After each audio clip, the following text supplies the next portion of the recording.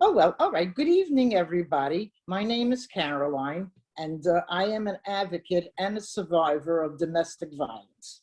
Okay, and I also am a member of the Voices Committee of the New York City Mayor's Office. We do a lot of advocacy work. We help a lot of women, and we are the voices for women who sometimes don't have a voice or need us to use our voices. Okay, so tonight, uh, I actually chose this topic of women in the work field from the past up until now, and that's going to be our topic tonight. But again, the reason why I chose that is because the pandemic that we've been all disrupted, our lives have all been disrupted with. A lot of women have had to leave their jobs. A lot of them have children at home, and the schools are closed, so now they have to be home. They also have to be helping with the virtual homework. So sadly enough, a lot of our women have lost their jobs. Okay, so moving right along, I want to take you just a little bit back into the past, just to explain some of the events that women have been going through throughout the years. Because our position in the workforce has been different than for men. Okay, so if we go back to 1929, when the stock market crashed, a lot of the women were asked to leave their jobs, and they were kind of told, well, you have to free up your job for a man who has to support his family. You're a married woman. You have your husband to help you. So you must give up your job to a man or a single woman who needs that opportunity for a job. Okay, so a lot of women at that point, then married women, had to give up their jobs to someone else. As we move along, after that, along came World War II. Again, all the men took off to war to do their job for their country. And again, now the women stepped up to take jobs that the men had left behind. And they did it quite well. We had a lot of Rosie the Riveters, which they did the best that they could to keep their country going while the men were away. Sadly enough, when the men returned back, most of the women were fired. So once again, the women kind of had to step back. And the ones that weren't fired, they were reduced to what they call today we know as blue collar job. They were put down to a pink collar job. We don't hear that phrase anymore because women are not treated the way they were. But as the opposite of a blue collar job, a pink collar job for a woman meant that it was lower, the pay was much lower, and the working conditions just weren't well at all. Okay, so then we move on to 1963. President Kennedy passed the Equal Pay Act. Well, and that had a lot of loopholes to it. And a lot of the issues were, well, seniority, okay, if you had more seniority, why should you make the same salary as me?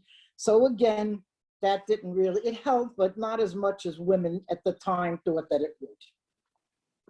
So we move up to 1963, and along comes an organization called 9 to 5.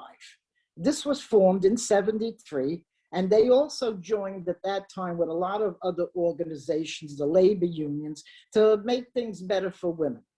They basically were kind of like serving the secretaries, because at that time, a lot of the bosses, the secretary was his secretary, but she was also his part-time wife. And I say that in a way where, he would ask her, well, make arrangements to call up and get flowers sent to my wife's house. He would give her all the duties, rub my feet, go out and get me a cup of coffee. So again, women weren't looked at as, well, okay, you're a secretary. That's not your job to get my wife flowers or to rub my feet or get my coffee and rub my back. I have an ache here. The women, they didn't want to be looked at that way. They were secretaries and they wanted to do the job of a secretary. So again, that's another example when women were kind of, they weren't taken seriously. Okay, so, and as we move along too, the 9 to 5 organization, which they still exist today, and they operate a helpline so that women could get help even to today. And if you really like to know more about them, you could Google them. If any women out there are having an issue with their job, like I said, they're willing very much to help. Okay, so now, we've had a lot of advancements over the years. There's been a lot of courageous women out there who've changed a lot of things for us. And the good thing is that I can, feel in my heart that we've come a long way, and we still have a long way more to go, but I see it coming. Okay, so now I just want to tell you the last thing is a little bit of personal experience that I had. Okay, during the 1980s, I had taken a sales job. My father owned a little glass store, and one of the salesmen left, and I went down in the city to apply for the job. So there was a man ahead of me. He was called, he was interviewed, he left, and then I went in. And one of the things that the guy who was doing the hiring says, he says, well, women, we require women to have a college diploma. Now, of course, I didn't have that, okay? And at that moment, it just was like, you didn't say that to him. You were asking me, women have to, he says, well, yeah, because we have to know that you're serious about the job, that you took the time to go to college. So right at that moment, I was feeling this, I felt intimidated, and I felt a little kind of angry as well. And I says, well, okay, if that's not fair, then I'm not going to be fair. And I lied. I told them I had a college degree. So, at that time, they didn't have computers, and I just took the chance. I figured, well, what the heck if I don't get the job? And I got hired anyway. To make the story short, I was hired to be the saleswoman. So at that time, I was the only saleswoman in that industry, basically. And then I began to know that when I called on my clients, they didn't even take me serious as a woman to be a salesperson. It was like something, well, does your husband know you're doing this? Are you married? Do you date? One of them even did, would you like to have coffee with me after? And I just kind of felt that they weren't valuing me for what I was selling. I was there, I worked on commission, I wanted to make good sales. And it was sad to me at that point, because I just felt that as a woman, they weren't valuing me. I felt that if I was a man, they wouldn't have been asking those questions. Does your wife know that you do this, and things like that? So that's the way that I felt, but it was an experience. Of course, I got married after, and I had my children, and that was basically the end of my career at that point anyway. So, I kind of, I'm very happy today, because I feel, time has passed by. And again, like I said, there's a lot of courageous women out there that have made a lot of changes for us. And I think we're heading in a good direction. And another thing I feel very excited about is that I noticed that our new generation of men they're being taught, I guess, or learning in a different culture where I think that they have more feeling that women should have more rights. Not, forgive me, all the older men out there. I don't mean that, I know you're in my generation, so you probably feel that way too. But I noticed that you hear a lot today, they'll say, okay, well, I'll do the cooking if you have to work late. So it kind of feels like we're bringing in a new generation of men that I think there's going to be in time to come an even balance. The men, I think, are more understanding of our values and how we feel and how we want to be thought of in the work world. The only one thing that I found when I was doing my research is that even up until now, as of 2020, for every dollar that a man makes, women only make 82 cents on average. So in the future, I would like to kind of see it, dollar for dollar. I don't mean that that we should, get jobs that we can't do. If we can't do it and somebody is more qualified, well, yeah, that's fine. But if we are equally qualified to do the same job as our male counterparts, I would really like to see in the future a more equal advancement for us. So I don't know, does anybody have a question? willing to be happy to take any questions at this moment. First, I would like to say that, Micah, thank you so much for sharing. It's amazing, Caroline, to share with us your experience in that moment and that time. And, you know, that's important. Is like you speak up, you speak up with your experience. Thank you, Soraya. Thank you. It looks like we have a question in the chat. It says, what do you think the workforce for women will be in the future? I'm very optimistic in the future that we will be pretty much even to our men counterparts, because we have come a long way. Like I explained before, the events throughout the years, we have come a long way. Today, if the stock market crashed today, married women wouldn't be asked to leave their jobs. There would be such an explosion. It just wouldn't be acceptable. So I feel we've come a long way, and I believe that as time goes by, decade or whatever, we will have basically the same equal rights. We'll be recognized by our male counterparts as equals. Any other questions? I don't have a question, but I'd like to make a comment about something that you said, Caroline. Yes, yes, Miss Susan. I have to say honestly, it surprised me when you were saying it, when you were discussing about the job that you applied for, and they told you, oh, you have to have a college degree, and you were like, well, what about the man in front of me who applied, you know? And I thought you were going to say, like, and I confronted him, and he, you know, and he was like giving some excuses. And instead you said, well, I'm going to do the same thing. They're going to be unfair. I'm going to give them a taste of their own medicine. Yeah, I figured it. Not have a college degree. That is like, that is so inspiring, because it is a very like an easy way to, they started that game, and so just chose to participate in the same way they are playing the game. You're playing it, you're giving it back to them. So I just find that really inspiring.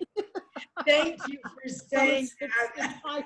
It's my little secret, but I wouldn't have became confrontational with them, because I came from a very strict family, and we weren't really, I just wasn't accustomed to talking out or fighting with people, but I did it in my own way. I just said, okay, if they're going to be, because, I couldn't help overhearing the conversation of the fellow in front of me, and I was like, wait a minute, they didn't tell him that. So, and I just said, okay, in my little mind, if they're going to play dirty, I'll play dirty. So, yeah. So, well, it was quite comical when I think about it. But you can't get away with that today anymore. Today, everything is on the computer. So, so anybody else have a question? I'm glad to answer it. Again, it's not a question, but it tickled me when you said that the guys don't get asked the stupid question like, does your wife know that you are doing this sales job? Exactly. Does your wife know? It's yeah. mind-boggling that they have so much entitlement or something. Like they think they can question the women. And then the guys are like, oh, Tara, like of course we work, that kind of very different really standards, right? And it just tickled me that you said, we should probably start asking them that kind of question, like, does your wife know? If we get a question like that, like I would say the same thing to you, Yeah. Right. Yeah. Well, even the part like in the 80s with the secretaries, and I would imagine it still goes on today. I'm not your wife, so don't ask me to rub your feet. I'll save that for the man that I love. I'll rub his feet, the man that I love, and I'll go run and get his coffee. But as your secretary, I want to be acknowledged as a secretary. Good So, evening, and Caroline. it's, It's hey, Dana. Dana, How are how are you? you? Good to see you. You Okay. know, I wanted to say something that stuck out to me as well. Is like you're there working and men come back and it's like you have to relinquish the job to them, like they're more superior and they deserve a job. Well, that's what it was. And when the stock market crashed, married women were told. And when they didn't observe and leave the job, they were discriminated against. They were called names. Even single women, I saw in some of the research that I did, you know, you look back in the 20s and there was these single women holding up signs saying, give us your job, we're single, you have a husband. So, and then the sad thing too, like after World War II, when all the men came back, they weren't even acknowledged for, I mean, I guess some of them were, but you know, they were basically all fired, and the ones that, you know, persisted to stay, they were given what they call a pink collar job. And we don't hear that anymore. When I did the research, it was the first that I had heard of it. And I guess because like you can't do that today anymore. You can't say to somebody, you get the pink collar job, that's the lower with less pay, you know.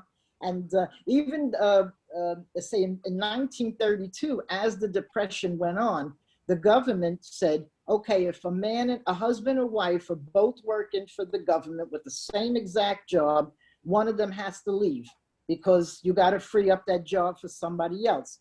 So women made less money than the men did, even doing the same job. So guess who, you know, who got the large part of had to leave? The women were basically the ones that walked out because he would bring home more of a salary doing the same exact job. So Without the college that's what I degree. mean when I say that, you know, throughout the years, the events, uh, they just, a lot of the stuff wasn't fair. But thank God today we don't, you know, with everything, the protesting and stuff, we change things that way. And for women, we've changed things and we've come a long way. Yeah, that's why I just We wanted to have. jump on and say thank you for sharing all of those experiences. Oh, 'Cause thank you. Thank some you. of us would have not even known, like some things you shared today, I didn't know. And I've Right, been fighting right, for women's rights over 20 years, you know, but I right. learned new things with you today. And the difference in the positions that you had and the jobs that you did, you had a bad experience in so many different ways. Right, because I was also a survivor of domestic violence as well. So I think that, you know, kind of pushed me too I just want fairness for women. That's all out there. Fairness for everybody. I don't know, this doesn't really pertain to what we're saying, but I'm very overjoyed that the jury convicted Chauvin there for what he did to George Floyd, because that was another injustice. And when we don't solve our injustices, then we just go back to the same way of living. And it's just sad that it took a lot of protesting and that George Floyd and many other African Americans had to lose their life. And I'm really hoping that with all of this trial, the way things were portrayed, and I think what happened to George Floyd, it really opened up the eyes of a lot of people that this is real. You know, most of the cops are good. Most of them do a wonderful job. And I'm thankful for the police officers that we have out there. But then there are some that, you know, they're not they're a couple of bad apples. But I was very happy to see that this was real, that people who can acknowledge that things like this do happen. So, you know, I say a prayer for George Floyd. And again, everything we do, everything we fight for just brings us to, you know, it brings a better time for us. Equal rights for everybody. Miss Caroline, I just want to say that, you know, I learned some things tonight and very enlightening. And to take that job that you took, that took a lot of courage to tell that lie. And also to you know, to take that job, especially when there, as you said, there wasn't, you know, there really weren't any other women in that, you know, in that job taking that role. Right. So kudos to you. Thank you. Yes. Well, we all need to have courage sometimes. I really needed the job. So, and, you know, and I kind of thought, well, you know, I don't have the college degree anyway, so what do I've got to lose? You know, just lie and say you have it. In fact, I didn't even have a high school diploma. Now if we could. I was trying to get a GED at the time, but again, there was no computers then, and maybe they just didn't bother checking, all into the background of the person. But I did the job as best as I could, even with all the harassment. It was like a lot of the clients that I went to see, I would try to walk in professional. I dressed professional, nothing provocative. I just wanted them to feel that I was here as a salesperson, and I wanted to sell a product. But that wasn't, a lot of them were nice and they were respectful. But then there was a lot of them like, oh, a woman, well, does your husband know you come out and do this, that you're talking to men all day long? Are you married? Do you date? So I just wanted to be taken seriously for the job that I was doing, not that I was, just to say, well, you're a woman. Such a double standard, that yeah, it is. Honestly, the men are out there being dogs. And well, wait. We got a lot of wonderful men, I think, here tonight. If they, what I say is that the men tonight who took the time to come in and see us, even though it didn't, I say bravo to them, because they probably wanted to understand what we're feeling. Yeah. But you're right. I guess it's the culture too. I mean, it wasn't their fault. This is what their fathers taught them and what their fathers taught them. But over time, we need to change things. Yeah. And I'm very pleased with the younger generation. I see that the younger men are beginning to understand that, women are out there, and to, just to respect them as counterparts, as co-workers. Even younger generation is still struggling with the old pressure from I don't know, within themselves, maybe, because I hear a thing like Impasta syndrome. Do you know the term? Like when the girls or the women themselves are thinking okay, I can't put that in a resume. I feel like I'm just faking. I don't have the skill set or the talent to go through with this job. They question themselves. And then I think we got trained to think that way. We are humble. We have to be, very accurate. Right. We can't say I can do this when we don't know indeed we can do it, right, or not. But the men are trained to think okay, we have to be bold and then say anything that gets the job, and then so it's a very different mindset. It feels really sad that the girls are still trained that way, and then people are fighting, but it's very tough to shake it off. I hear it's a culture thing. Yeah, my cohorts, my generation and younger generation still tackling with the imposter syndrome. I'm not good enough. I can't do this. They themselves feel, being right. Well, I have a question, Miss Caroline. Yes, Miss Araya. My experience, and especially here in New York City, between my cultural, and I'm talking about 1999, and now I see, and also with your experiences, I think sometimes we have or we still receive little harassment when you physically, or you try, when you are in the sales industry. Always we try to be professional, no matter what kind of product you have in your hands. But you receive, or I receive, like you said, are you single, or you have kids, or can I invite you coffee or something like that? Is I feel like we still have it. We are in 2021 and we still have that kind of experiences. And, oh yes, I agree. Yeah, so this is why always I said, and I put in my mind, I need to speak up. I need to show, I'm not waiting for a coffee. I'm not waiting for a dinner. I'm a professional, and I have my job, right?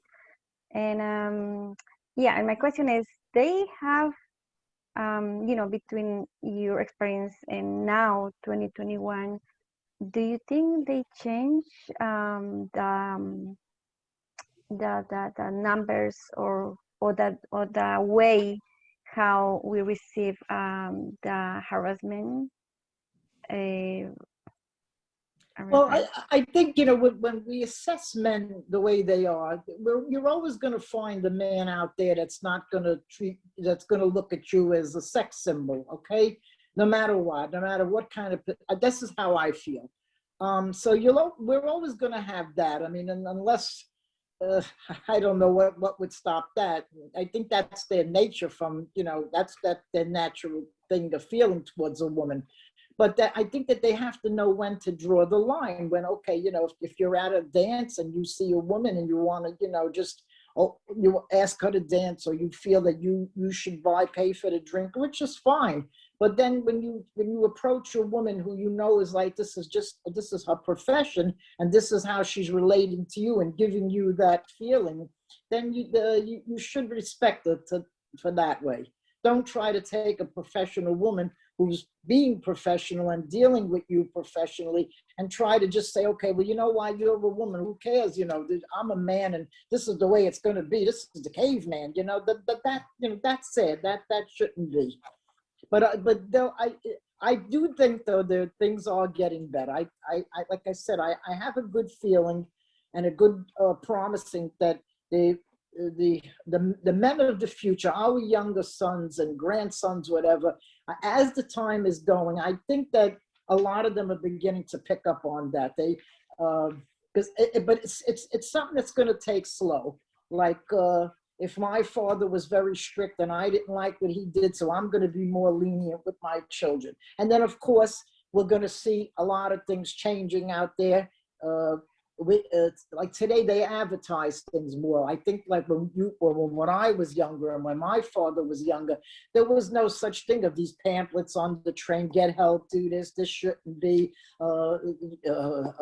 abuse shouldn't be. We didn't have all of that. So I think as we get that, and as we make, and it's up to the, you know, the family too. Each family, you have to, you know, talk to your sons or even your daughters that you have to respect other people. You know, it's got to come from infancy, from within the house. If there's respect inside the house, then when they leave the house, they'll keep that respect going. But in a lot of times, if that respect is not in the house, then how does a young boy or even a young girl learn what respect is? But things are opening up today. We're not okay. Like I said before, if the stock market crashed today, tomorrow morning, married women wouldn't be told to leave their job. Do you know what the rioting that would be? The women today would not even accept that. Years ago, they did. That was the culture. They didn't know any better. Today, they wouldn't accept that. So, yeah, I believe that the future is very optimistic for us. Hi, Caroline. Ah, Hi. I came in a little late, but on the latter part, I just want to ask two questions. Yes, Miss. Hopefully it fit in. You know, at that time, you know, when things were totally different for women, right? Mm-hmm. And you went out to get a job and you were in the working environment.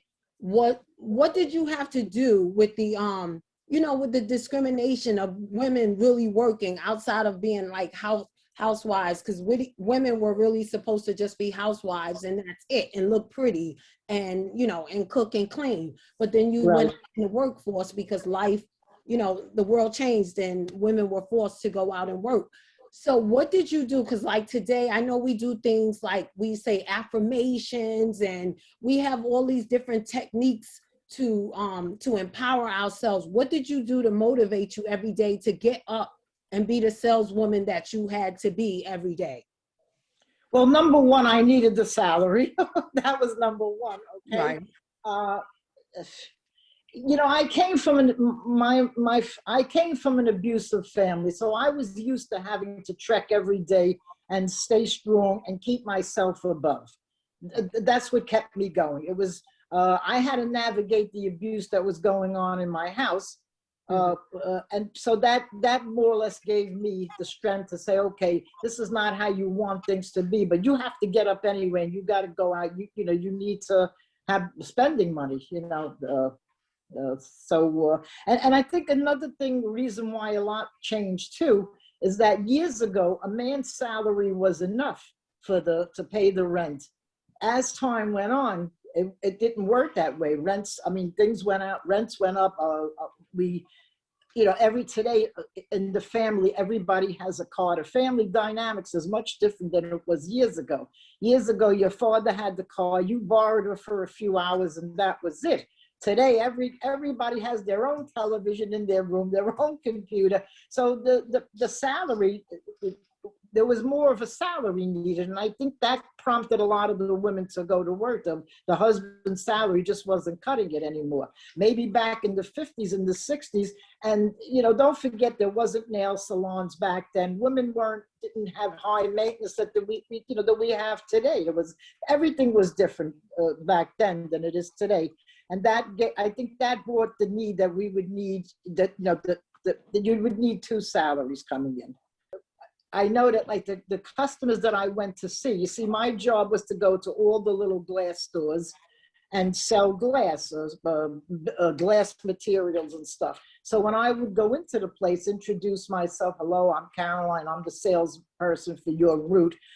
You know, they would give me a double look. And then, you know, before I could even like explain to them or pull out the book and open it up and say, you know, would you like to order this size, that size?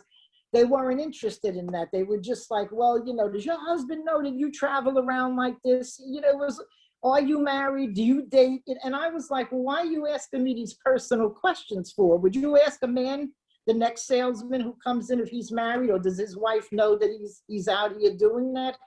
And I can't even blame them in a sense, because it was the culture. That's the way, you know, things were. Women didn't have the freedom that they have today. When I went to school in the 60s, girls had to wear a dress to school. There was no such thing as coming to school with a pair of pants on. During the snowstorm, you could wear pants under your skirt. As soon as you got to the school, you had to go into the closet, remove those pants, and go sit down with the skirt on. You weren't allowed to come into the classroom with pants on. You know, and you weren't even allowed to play with the boys at lunchtime. You were separated. So the culture of things were different. It takes years sometimes, and protesting and women fighting for their rights to change things. Right. And we have changed a lot of things. Yeah. And I believe that we're going to keep going and keep changing more things. My question is this: how do you feel about women now dressing provocative during these sales positions and these commercials where you wanted to be taken serious, so you dress professional? Now things have changed. Some women actually will show a little cleavage or legs to help them with the sales. How do you feel about that? I honestly, and I'm giving you an opinion from an older woman, not to say that it's right, because probably younger women, they didn't experience the way I experienced life. They would probably think about it a little bit different, but I would frown on that. I would, you know, why does a woman have to sit there with all her breasts half hanging out to sell something? Right. Are you selling sex? You know what I'm saying? If you're a prostitute, right, well, then okay. If you're a prostitute, that's what you're selling. You know, in my like I said, I don't know. I mean, I have a little bit of envy of the younger girls today, because I see that they could do a lot of things that we were forbidden to do. So this is a little bit of, you know, like you kind of look back and say, well, gee, I wish we could have done that. But as far as dressing provocative, I don't miss that. I don't, again, I'll leave that for my husband in the bedroom. Good answer. Good answer. Yeah. All right. Thank you so much for all the questions and all the answers. And then now it's coming to the end. Topic. And again, like I said, Women for Success platform is open for any topic. And the most important is, you know, we are, our time, is our meeting, and we empower our, you know, right now. And yes, anything, please, we open for feedbacks, anything you like, anything you don't like, we are here. And again, thank you so much, Miss Caroline. It's amazing. You inspire me a lot, because, you know, like, you speak up, and, you know, like, that's why Women for Success exists, for one reason, to make the difference, to make actions, and to be like a big group, and to say, hey, we are here for some reason. So yes, Right. thank you Okay. so And much. yes, and I thank you, Miss Zaraya and Miss Yuko, for having me tonight, and thank all the Our wonderful, pleasure. all the Yes. wonderful participants that came. Yeah. All right. Thank you Yes. very much. All right. Thank you, Caroline.